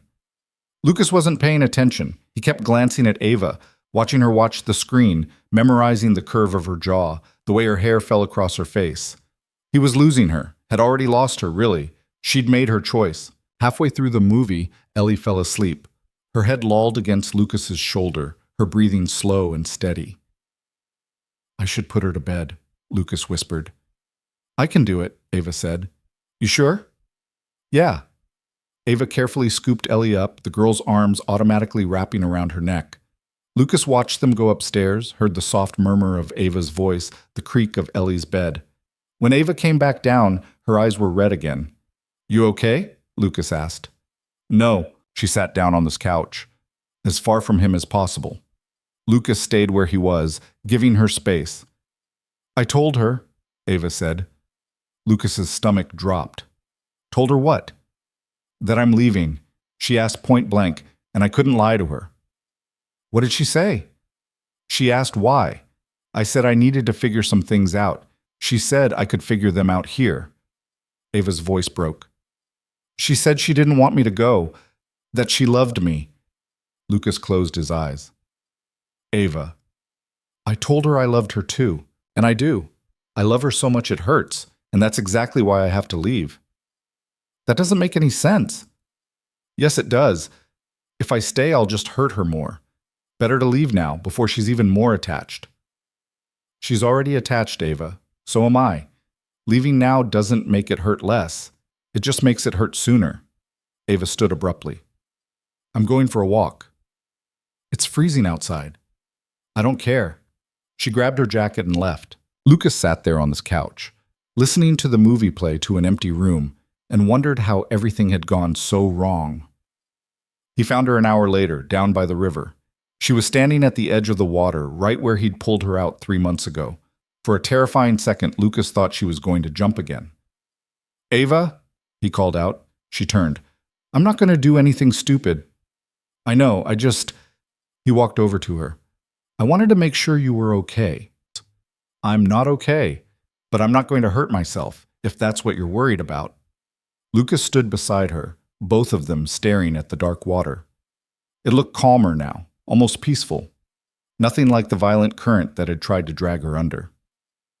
I keep thinking about that night, Ava said. About what would have happened if you hadn't been there. If you'd been 5 minutes later, or if you'd decided not to run that night. Don't. I'd be dead. And maybe that would have been easier, for everyone. Don't say that. Why not? It's true. You and Ellie would have gone on with your lives. You wouldn't have had to deal with all this mess. Lucas grabbed her shoulders, forcing her to look at him. You think your life doesn't matter? You think we'd be better off without you? That's bullshit, Ava. Complete bullshit. You barely knew me. I know you now, and so does Ellie, and we're both better for it. Don't you dare stand here and tell me your life doesn't matter. Ava's face crumpled. I don't know how to do this, Lucas. I don't know how to let people in. I don't know how to stay. So learn. Stop running and just learn. What if I can't? Then you try anyway. She stared at him, tears streaming down her face. You make it sound so simple. It is simple. It's just not easy. Ava laughed through her tears. I hate that you're right. Get used to it. She shook her head, but she was smiling now. Just a little. Lucas pulled her into his arms, and she collapsed against him, her whole body shaking with sobs. He held her there by the river, in the same spot where everything had started, and let her fall apart. I'm so tired, she whispered against his chest. I know. I don't want to keep running. Then don't. But what if I mess this up? What if I hurt you? What if I hurt Ellie? Then we'll deal with it, together. Ava pulled back to look at him. Her face was blotchy, her nose running, her eyes swollen. She looked wrecked. She looked beautiful. I'm terrified, she said. So am I. Of what? Of losing you. Of watching you leave when I know you don't really want to. Ava closed her eyes. I don't want to leave. Then stay. It's not that simple. It is. You're just making it complicated. She opened her eyes and looked at him, really looked at him. Lucas saw the moment something shifted, saw her walls start to crack. Okay, she whispered. Okay? Okay. I'll stay. I'll try. I don't know if I can do this, but I'll try. Lucas felt something break open in his chest. Relief, hope, terror, all of it rushing in at once. That's all I'm asking. Ava nodded, then leaned forward and pressed her forehead against his. They stood there, breathing the same air, the river moving beside them. I'm still scared, she said. Me too. Well, what if we screw this up? Then we'll figure it out. You have too much faith in me. Maybe. Or maybe you don't have enough in yourself. Ava pulled back and looked at him. Then, before Lucas could say anything else, she kissed him. It wasn't gentle or romantic. It was desperate and messy and real. Her hands fisted in his jacket, his arms wrapped around her waist, pulling her closer. She tasted like salt and coffee and something indefinable that was just her. When they finally broke apart, both of them were breathing hard. Was that okay? Ava asked. Lucas laughed. Yeah, that was okay. She smiled and it reached her eyes this time. Good. They walked back to the house hand in hand, neither of them saying much. There was too much to say and nothing that needed to be said at all. When they got inside, Ava went straight upstairs.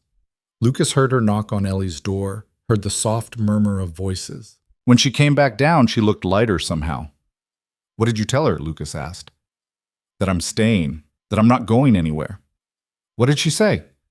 She said it was about time I figured that out. Ava shook her head. Your daughter is too smart for her own good. I've been saying that for years. They stood in the kitchen, the space between them charged with everything that had just happened. Lucas didn't know what came next, didn't know how to navigate this new territory. So, Ava said, what now? I don't know. I've never done this before. Done what? This. Whatever this is. Ava stepped closer. Me neither. So we're both just making it up as we go? Looks like it.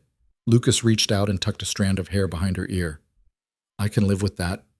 Ava smiled. Yeah, me too. That night, Lucas lay in bed and thought about how quickly a life could change. 3 months ago, he'd been stuck in a routine that felt like slow death. Now he was here, terrified and hopeful, and somehow more alive than he'd been in years.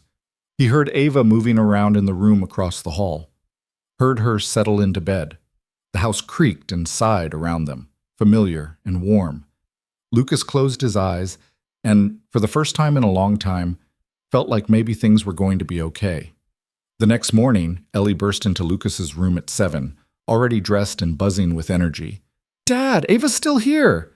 Lucas groaned and pulled the pillow over his face. I know, Bug. No, you don't understand. She's still here. She didn't leave. I know. Ellie yanked the pillow away. She said she's staying, like really staying, forever. I don't think she said forever. Close enough.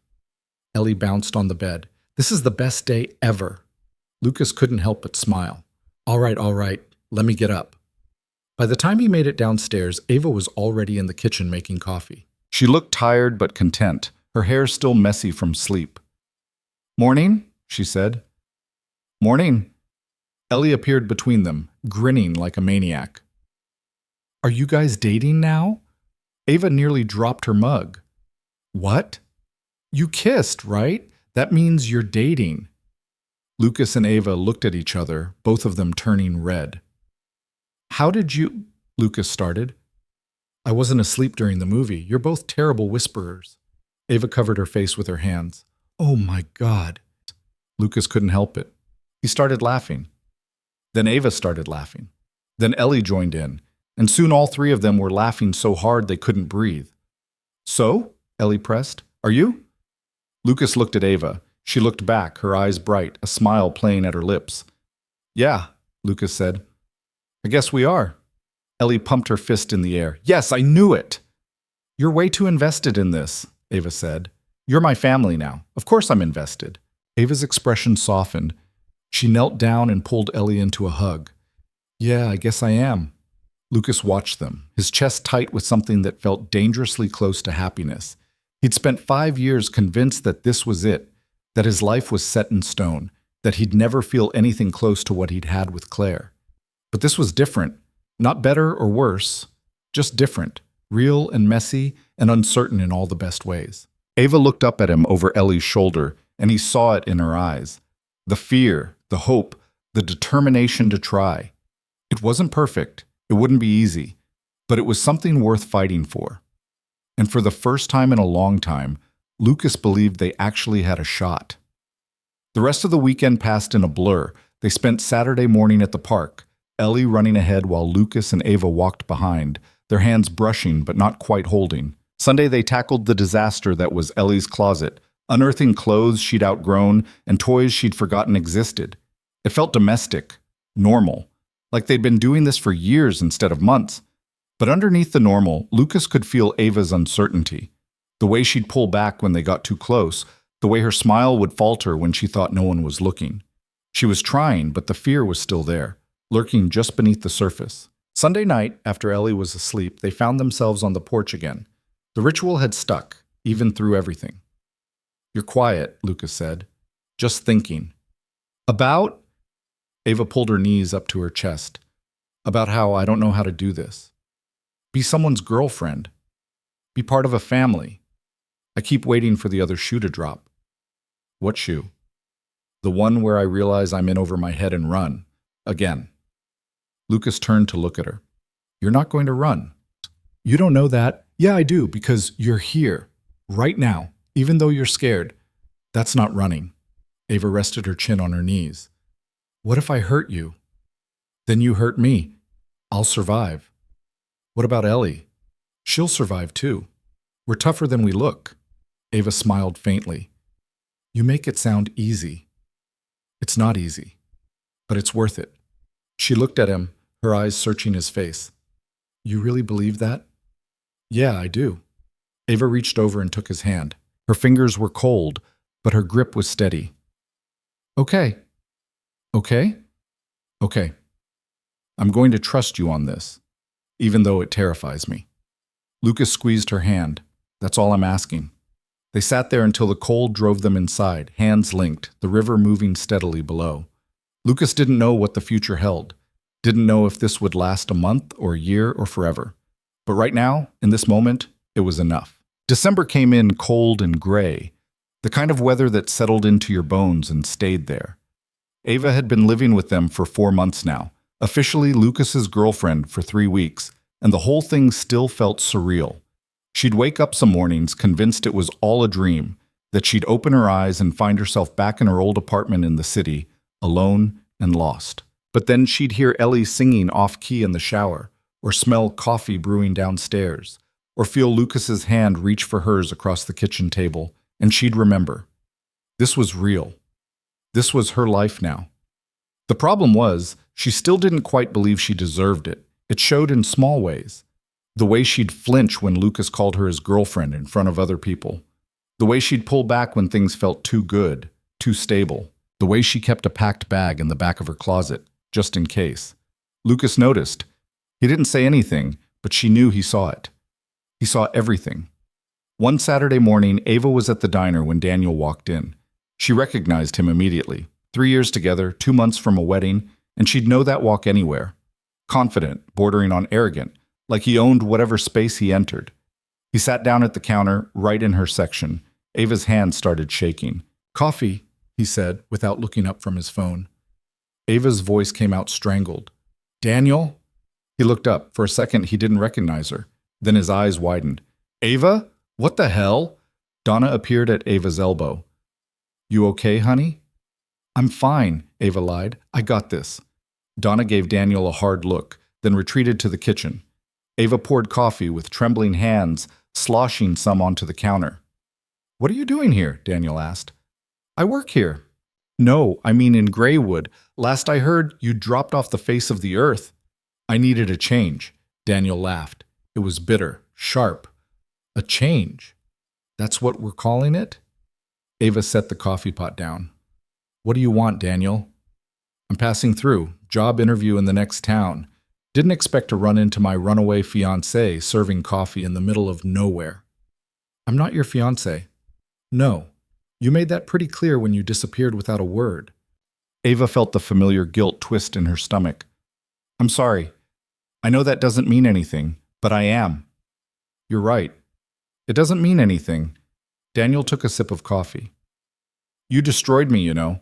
I had to cancel everything, tell everyone the wedding was off, deal with all the questions, all the pity. You didn't even have the guts to tell me to my face. I know. Do you? Do you have any idea what that felt like? Ava's throat tightened. I was drowning, Daniel. I couldn't breathe. I didn't know how else to... So you ran, like you always do. The words hit like a slap.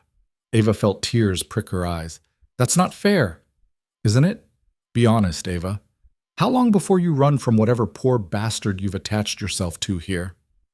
Ava opened her mouth to respond, but nothing came out, because the terrible thing was she'd been asking herself the same question for weeks. Daniel stood up, dropping a $5 bill on the counter. Good luck with your new life. I hope it works out better than the last one. He walked out, leaving Ava standing there, shaking, trying not to cry in the middle of the breakfast rush. She made it through her shift on autopilot, smiled at customers, took orders, refilled coffee. When it was finally over, she drove home in a daze, Daniel's words echoing in her head. How long before you run from whatever poor bastard you've attached yourself to here? Lucas was in the driveway when she pulled up, raking leaves with Ellie. They both waved. Ava forced a smile and waved back. How was work? Lucas called out. Fine. She went inside before he could ask anything else, went straight to her room and closed the door, sat on the bed, and stared at the wall. The bag was in the closet, still packed, still ready. She could leave, right now. Pack the rest of her things, write a note, disappear before Lucas or Ellie got too hurt, before she inevitably screwed this up like she screwed up everything else. There was a knock on the door. Ava? Lucas's voice. You okay? I'm fine. Can I come in? She wanted to say no, wanted to lock the door and sit in the dark and let the panic consume her, but instead she said, yeah. Lucas came in and sat down beside her on the bed. He didn't say anything, just sat there, waiting. I saw my ex-fiancé today, Ava said finally. At the diner. Lucas's expression didn't change. The one you left? Yeah, he said some things, true things, about how I always run, how I destroy everything I touch. He's wrong. Is he? Look at my track record, Lucas. I left my job, left Daniel, almost killed myself in that river. I'm a disaster. You're not a disaster. I have a packed bag in my closet. Did you know that? I've had it there since the day I decided to stay. Just in case. Lucas was quiet for a moment. Can I see it? Ava hesitated, then got up and pulled the bag from the closet. It was small, worn, containing everything she'd arrived with. Lucas took it from her and set it on the bed between them. This is everything? He asked. Yeah. Not much to show for a life. I know. Lucas opened the bag. Inside was a change of clothes, a toothbrush, a phone charger, and a small wooden box. He pulled out the box and looked at her. What's this? My dad made it, before he died. It's the only thing I kept from before. Lucas opened it carefully. Inside was a photograph of a younger Ava standing beside a man with kind eyes and sawdust on his shirt. They were both smiling. You look like him, Lucas said. Everyone says that. Lucas closed the box and handed it back to her. Then he picked up the bag and stood. What are you doing? Ava asked. Getting rid of this. Lucas, you don't need it. You're not leaving. You don't know that. He turned to look at her. Yes, I do. Because if you were going to run, you would have already. You've had a dozen chances, a dozen reasons, and you're still here. That doesn't mean I won't leave tomorrow. So what? I'm supposed to spend every day waiting for you to disappear, living in fear that you'll wake up and decide this isn't worth it? Lucas shook his head. I can't do that, Ava. I won't do that. Then what do you want from me? I want you to stop punishing yourself for things that happened before you got here. I want you to stop listening to the voice in your head that says you don't deserve to be happy. I want you to stay because you want to, not because you feel obligated. Ava felt tears spill down her cheeks. What if I can't? Can't what? Stop being afraid. Stop waiting for everything to fall apart. Lucas set the bag down and came back to her. He took her face in his hands, forcing her to look at him. Then be afraid. Wait for it to fall apart. But do it here. With us. Don't run because you're scared. That's the easy way out. I don't know how to do the hard way. So learn. We'll figure it out together. Ava closed her eyes, and Lucas pulled her into his arms. She sobbed against his chest, all the fear and guilt and self-loathing pouring out. He held her through it, one hand on her back, the other stroking her hair. I'm sorry, she whispered. For what? For being a mess, for keeping that stupid bag, for not being better at this. You're doing fine. I'm really not. Yeah, you are. You're still here. That's what matters. They stayed like that for a long time, Ava crying herself empty while Lucas held her steady. When she finally pulled back, her face was blotchy and her eyes were swollen. I look terrible, she said. You look like someone who's been carrying too much for too long. That's a nice way of saying I look terrible. Lucas smiled. Come on, let's go downstairs. Ellie's probably worried. Ava wiped her face. What do I tell her? The truth. That you had a bad day and you're dealing with it. That's simple? That's simple. They went downstairs to find Ellie in the living room, building something elaborate out of blocks. She looked up when they came in. Are you okay, Ava? Ava sat down on the floor beside her. I am now. Dad said you were sad. I was, but I'm feeling better. Ellie studied her face. Do you want to help me build? It always makes me feel better when I'm sad. Ava smiled, genuine this time. Yeah, I'd like that. Lucas watched them from the doorway, Ellie explaining her elaborate block city while Ava listened with complete attention. The bag was still upstairs. He'd deal with it later. For now, this was enough. That night, after Ellie was asleep, Lucas found Ava on the back porch. She was wrapped in a blanket, staring at the river. You're gonna freeze out here, he said. I know. I just needed to think. Lucas sat down beside her. What are you thinking about? About how I keep waiting for the other shoe to drop, for you to realize I'm not worth the trouble, for Ellie to get tired of me, for this whole thing to fall apart. And I'm starting to realize that maybe the only person who thinks I'm not worth it is me. Lucas took her hand. You're worth it, Ava. You're worth the trouble, the uncertainty, all of it. How do you know? Because you make us better. Ellie's happier. I'm happier. The house feels less empty. That's not nothing. Ava leaned her head on his shoulder. I want to believe you. Then believe me. They sat in silence, the river moving below them. Ava thought about the bag upstairs, about Daniel's words, about all the ways she'd convinced herself she didn't deserve this. And then she thought about Ellie's laugh, about Lucas's steady presence, about the way this house had started to feel like home. I'm going to get rid of the bag, she said. You don't have to. Yeah, I do. It's like a safety net. And I don't want a safety net. I want to actually try. Lucas squeezed her hand. Okay. Okay? Okay. Ava smiled. You say that a lot. It's a good word. It's a lazy word. It's efficient.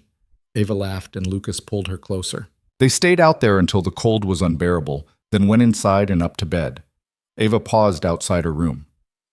Lucas? Yeah? Thank you for not giving up on me. I'm not going to give up on you, Ava, even when you're giving up on yourself. She kissed him goodnight, then went into her room. The bag was still on the bed where Lucas had left it. Ava picked it up, carried it downstairs, and threw it in the trash. It felt like shedding weight, like taking a step forward instead of keeping one foot out the door. When she climbed back into bed, she slept better than she had in months. The weeks leading up to Christmas passed in a blur. Ava picked up extra shifts at the diner to save money for presents. Lucas took on a few freelance security jobs for local businesses. Ellie made everyone increasingly elaborate construction paper decorations that covered every available surface. Ava had never celebrated Christmas like this. Growing up, it had always been quiet, just her and her dad. After he died, she'd spent the holidays alone, or with Daniel's family, always feeling like an outsider. This year was different.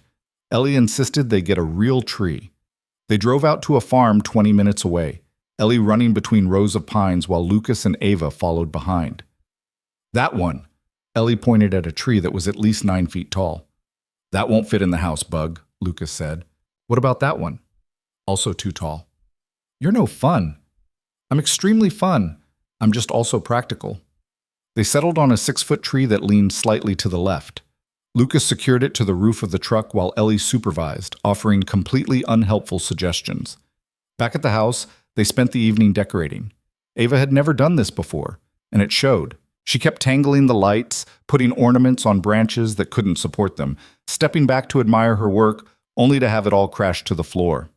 Ellie thought it was hilarious. Lucas just handed her more ornaments and told her to keep trying. By the time they finished, the tree was lopsided and chaotic. Ornaments clustered in weird places. Lights wrapped in a pattern that made no sense. It was the most beautiful thing Ava had ever seen. What do you think? Lucas asked. It's perfect, Ava said.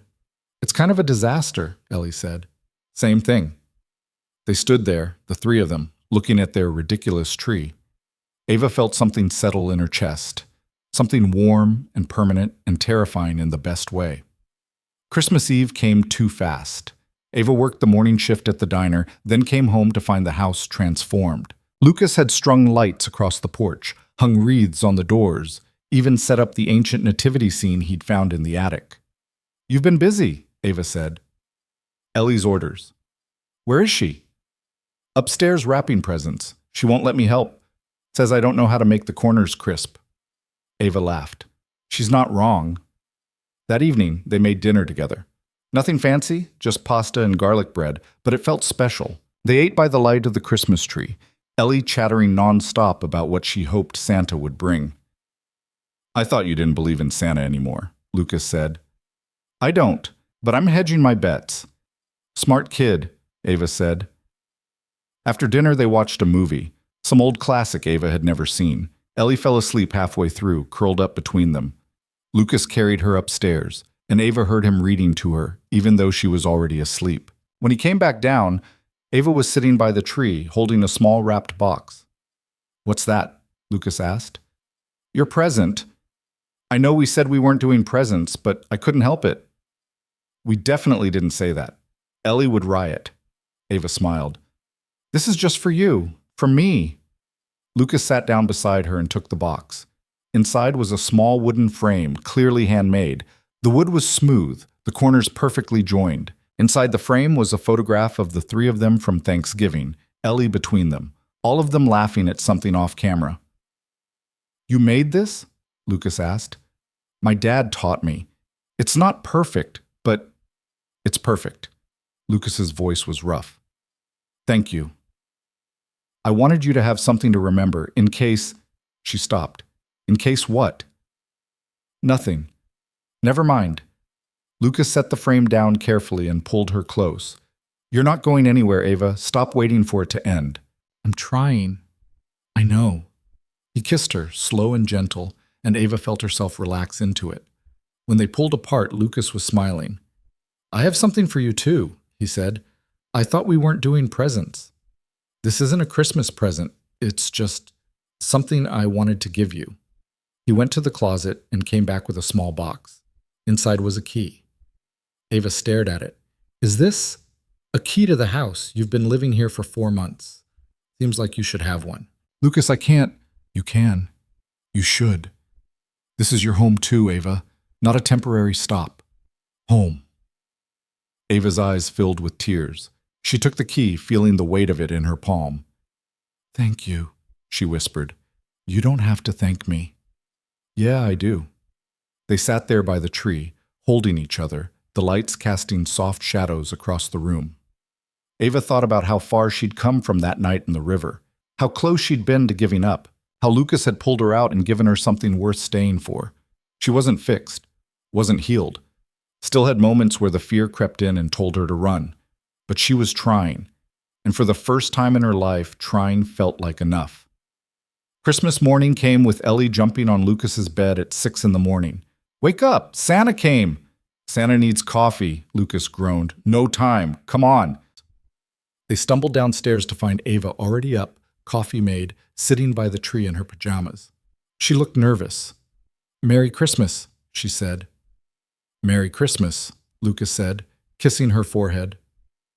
Ellie dove into the presents, tearing through wrapping paper with impressive efficiency.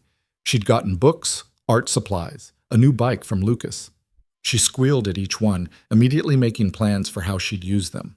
"This one's for you, Ava," Ellie said, handing her a lumpy package wrapped in newspaper and covered in stickers. Ava opened it carefully.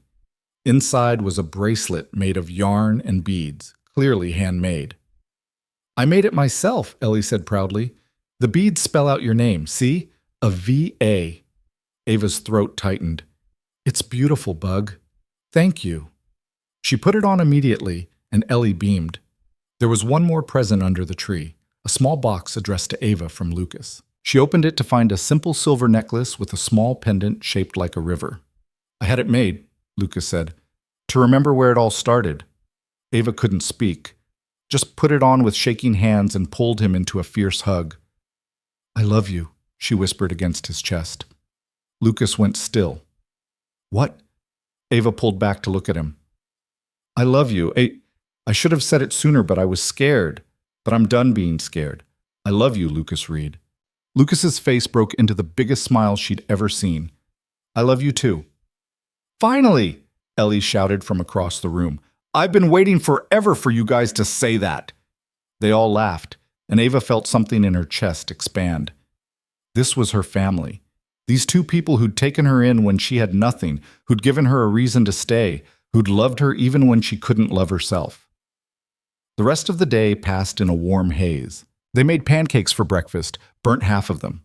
Went for a walk along the river, Ellie running ahead while Lucas and Ava held hands behind her.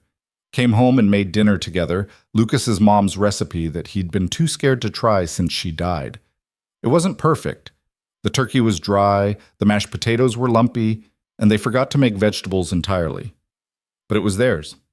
That night, after Ellie was finally asleep, Lucas and Ava stood on the back porch, the same place they always ended up, looking at the river that had brought them together. "Do you remember what you said?" Ava asked. "That first night, after you pulled me out?" "I said a lot of things. You said I was okay, that I was out, that I was safe." Lucas nodded. "I remember." "I didn't believe you then, didn't feel okay or out or safe, but I do now. Because of you." Lucas pulled her close. "You saved yourself, Ava. I just happened to be there." "No. You saved me, in every way that matters." They stood there for a long time, the river moving below them, the house warm and lit behind them. Ava thought about the woman she'd been 4 months ago, broken and lost and convinced she had nothing left to live for. That woman was gone now. In her place was someone stronger, someone who'd learned that running wasn't the answer, that staying, even when it was hard, even when it was terrifying, was the bravest thing she could do. "What are you thinking?" Lucas asked. "That I'm glad I jumped into that river." "Ava, no, I mean it. If I hadn't, I never would have found this, found you, found home." Lucas kissed her, and Ava kissed him back, pouring everything she felt into it. When they pulled apart, both of them were smiling. "So what now?" Ava asked. "Now we live. We keep going. We figure it out as we go. That's not much of a plan." "It's the only plan I've got," Ava laughed. "Good enough for me." They went inside, locking the door behind them. Ava touched the key in her pocket, still getting used to the weight of it. The permanence of it. She was home. Really home. And for the first time in her life, she wasn't looking for the exit. She was looking forward. 3 months later, on a cold March evening, Ava stood in the kitchen making dinner while Ellie did homework at the table. Lucas was still at work, some security consultation that was running late. Ava's phone rang. An unknown number. She almost didn't answer, but something made her pick up. "Hello? Ava Collins?" "Yes?" "This is Principal Marshall from Graywood Elementary. I heard through a mutual friend that you used to teach 3rd grade." Ava's heart started racing. "I did. A while ago. We have an opening. Our 3rd grade teacher is retiring at the end of the year, and we're looking for a replacement. Would you be interested in interviewing?" Ava looked at Ellie, bent over her homework, tongue poking out in concentration. Thought about Marcus and the guilt she'd been carrying for years. Thought about running versus staying. Yeah, she said. I'd be interested. She interviewed the next week. Got the job 2 days after that. When she told Lucas and Ellie, they both screamed and tackled her in a group hug that knocked over a chair. I'm so proud of you, Lucas said. I'm scared, Ava admitted. You're allowed to be scared, but you're doing it anyway. That's what counts. Ava started in September. It was hard at first, walking into a classroom again after so long, but the kids were good, and she remembered why she'd loved teaching in the first place. She wasn't trying to save anyone, wasn't trying to fix what had happened with Marcus. She was just showing up, doing her best, letting herself care even when it was risky. Life settled into a new rhythm. Ava taught, Lucas worked, Ellie grew. They fought sometimes over stupid things like whose turn it was to do dishes or what movie to watch. But they always worked it out. The house filled with noise and laughter and the kind of chaos that only comes from people actually living instead of just existing. 1 year to the day after Lucas pulled Ava from the river, they went back to that spot. All three of them, standing on the bank as the sun set. Do you ever think about it? Ava asked Lucas quietly, while Ellie threw stones into the water. About what? What would have happened if you hadn't been running that night? Lucas took her hand. I try not to. Me too, but sometimes I can't help it. And I'm grateful for all of it, even the scary parts. Lucas squeezed her hand. Me too. Ellie ran back to them, out of breath. Can we go home now? I'm cold. Yeah, Bug, Lucas said. Let's go home. They walked back up the path together, Ellie between them, holding both their hands. The house came into view, lights warm in the windows, smoke curling from the chimney. Home. Ava still had moments where the fear crept in, still had days where she wondered if she deserved any of this. But she'd learned to push through it, to stay even when her instincts screamed at her to run. Because this was worth fighting for. Lucas was worth fighting for. Ellie was worth fighting for. The life they'd built together, messy and imperfect and real, was worth fighting for. 6 months later, Lucas proposed. Nothing fancy, just the two of them on the back porch after Ellie was asleep. He didn't have a ring, didn't have a speech prepared, just got down on one knee and asked if she'd marry him. Ava said yes. They got married in the spring, small ceremony by the river. Ellie was the flower girl and cried through the whole thing. Donna from the diner made the cake. Half the town showed up, even though they'd only invited 20 people. It was perfect. Not in the way things are perfect in movies, but in the way real things are perfect. Flawed and beautiful and absolutely right. That night, after everyone had gone home and Ellie was asleep, Lucas and Ava stood on the back porch, their porch, looking at their river. Any regrets? Lucas asked. Ava thought about it, about the woman she'd been, the choices she'd made, the life she'd almost thrown away. No, she said, not anymore. Lucas pulled her close, and they swayed there in the dark. No music, no reason except that they wanted to. Thank you, Ava whispered. For what?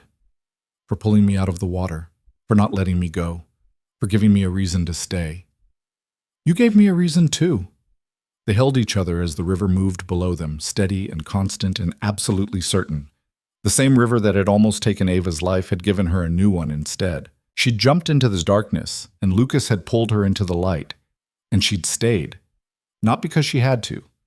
Not because she felt obligated, but because she'd finally found something worth staying for. She'd found home, she'd found family, she'd found herself. And she was never letting go.